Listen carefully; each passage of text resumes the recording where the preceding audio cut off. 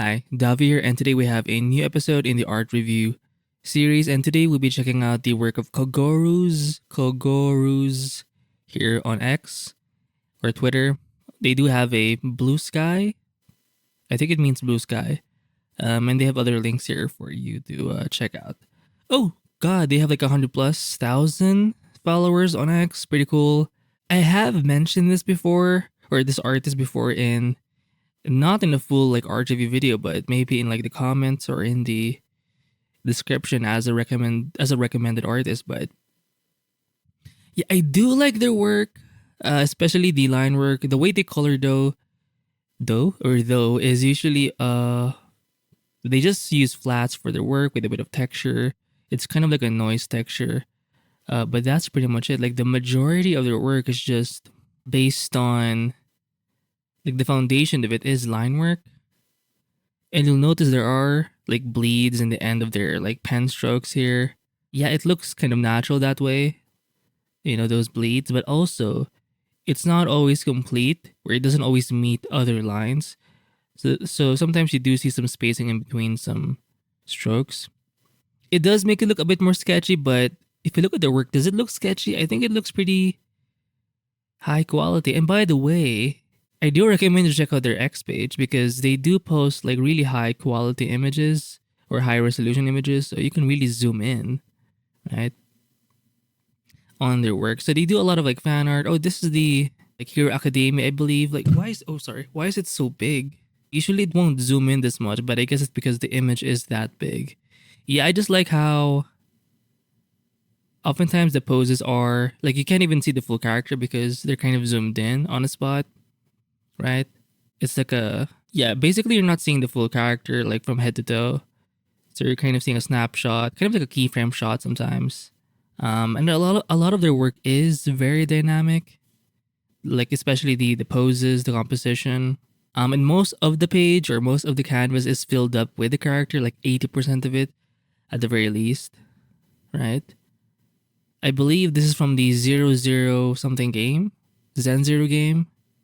I've seen this one before. It's like a shark character, or it looks like that character anyway. But again, look at how there's no shadows at all. It's just like flats. Even the background is usually like one color, right?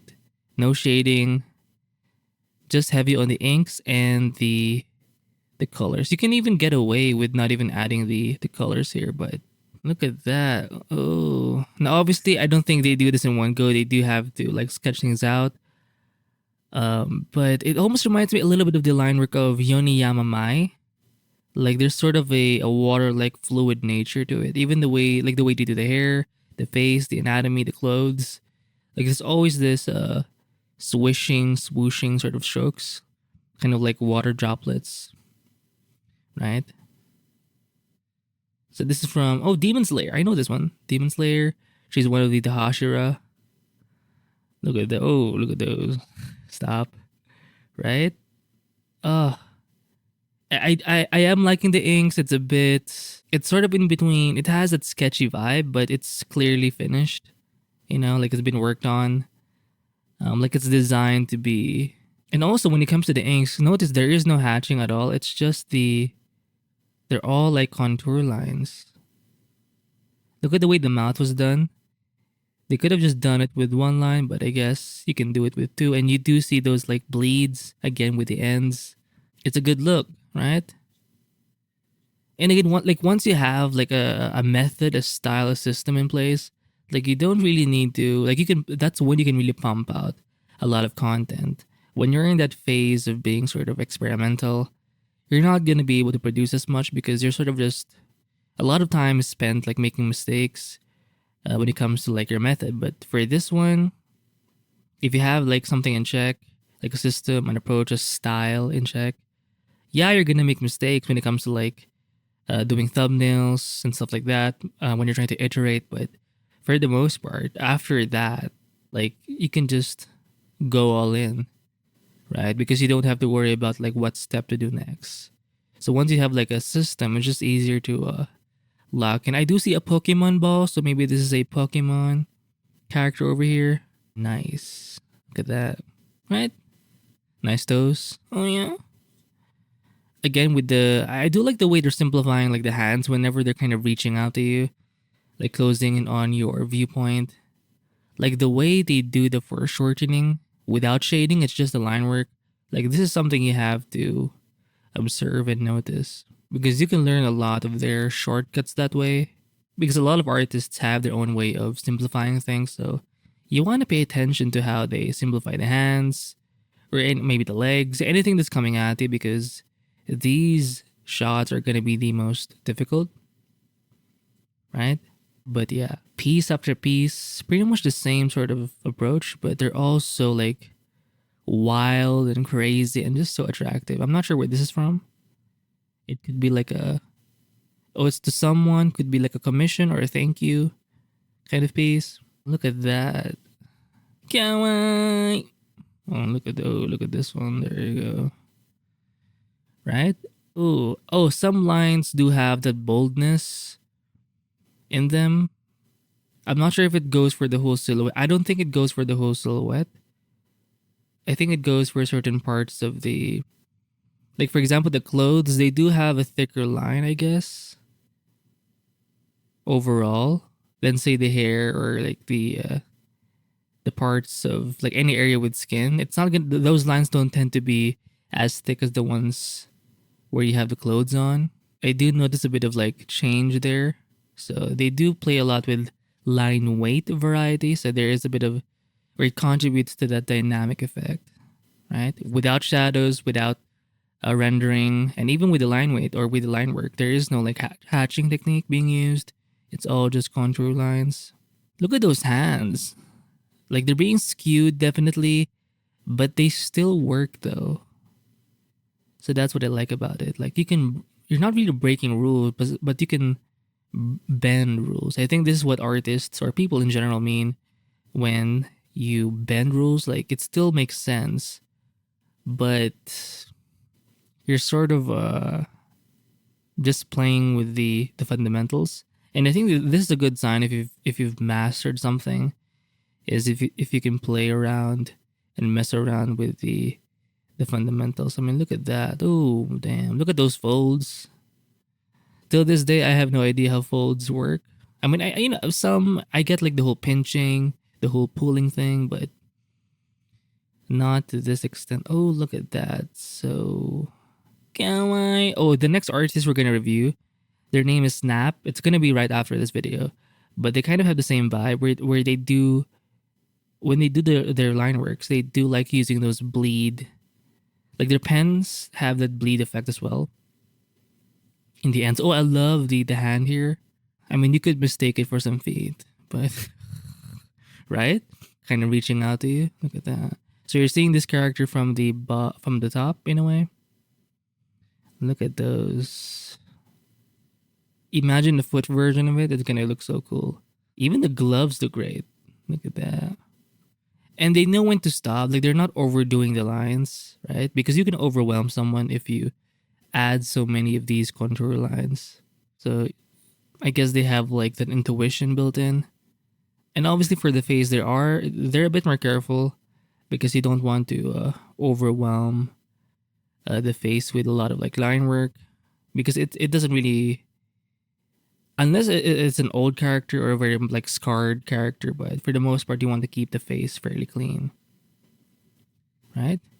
I know those bleeds give that natural feeling, but they look so finished as well, right? It's almost like vector art to an extent. Look at that. So this is from Hero Academia. It's the bunny sort of chick. You know, sometimes I see her with like mecha arms. I'm not sure what happened. I think her arms got cut off or something. I don't really. I haven't seen the show. There are too many seasons for me to watch, but I do like the fan art. Oh, this one's pretty hot. Look at oh, I love the lashes. Look at how they were done with like one line stroke. God damn. Oh, it's so over. They're able to capture the expressions too, right? And what's cool is they're able to capture the likeness of the character as well, which is obviously very essential when you're doing fan art. But at the same time, you can tell it's theirs. So how do you balance doing something that's clearly referenced? In this case, it's going to be like an anime show, but it's still yours in a way. Like that's so tricky, right? Oh, look at those frills. Oh, look at those folds. Oh, there you go. Who's this? Oh, it's like it's actually two characters, I think, and they're kind of combining them in the middle. Look at those, right? And it's the same formula. The background is like, right now, just looking at the thumbnails, the background is like one color. Um, most of the image space is filled with the character themselves. If you look at the background, it's so minimal, right? The negative space of the background is actually like like 10-20%. And then again, no hatching, no shadows, no rendering. It's just the line work with the line weight variety. And oh, I think this is the frog one. Like she looks like a frog. She's from Hero Academia, I believe. Oh, this one you do see a little bit more of the background, but it's still mostly the character that's taking up most of the like the canvas area. And what's going on here? Oh, it's too big. Like the images, well, it's not bad, but for the app I'm using, it's like it's zooming in too much. Oh, my hat keeps hitting the microphone. Sorry. Is this Genshin Impact? Let me try this. Oh, there you go. Look at that. Oh, lots of details for this one. Oh, I do see a white thing, a contour line surrounding the whole piece. So this one's like a different. That's like an additional sort of technique. It's a bit different. They don't usually do that for the most part. You'll see the same thing here, the white sort of background. Or sorry, the white contour line on top of the black contour line. Look at that. Oh, I do see more darker spots here, right? More fill-ins. But that's pretty much the style or the approach of this artist. Lots of look at this one's cool. Look at that. She's so crazy. I do believe this one's kind of like she drinks blood or something. She's kind of like a vampire, and she looks crazy for some reason. And I think that's part of her character sort of a feature. But yeah, lots of foreshortening in their work, lots of dynamic poses. So if you're into this sort of character art where you're really zoomed in, oh my, what's going on here? What's going on here? Oh, I think it's the same like here Academia. Chick with the crazy one. Oh my. Oh, bless the heavens. Do we see some feet? Oh, we do see a little bit of feet. Okay, stop. So yeah, I really do enjoy their work. Oh, let me just see this one. This one more. It's a kind of like a maid. I'm not sure where this one's from. And they have a horn. Yeah, the foreshortening, if you want to learn how to like stylize your like characters, especially from like really skewed or like shots or positions, like I do recommend you check out the work of this artist because like they have so many examples of different artists in different poses. Wow, you're seeing this. Oh wow, that's so freaking cool, right? Hopefully you can see that. Like she's kind of stretching her back. And by the way, the whole artwork is complete. Like you don't see like areas where it's sort of unfinished. Everything seems like consistently done. So that's pretty cool. But so let's start here. She's kind of bending down, almost like stretching. Oh, look at the anatomy of her legs. Ooh. She is a muscular like character from the show. You do see her muscles there. And look at how they're very simplified, like the shapes. Right? Look at that. Like it's not overdone. It's just, ooh, what in the name of God. So I really like this artist. I hope you enjoy their work too. And I'll see you in the next episode. Bye.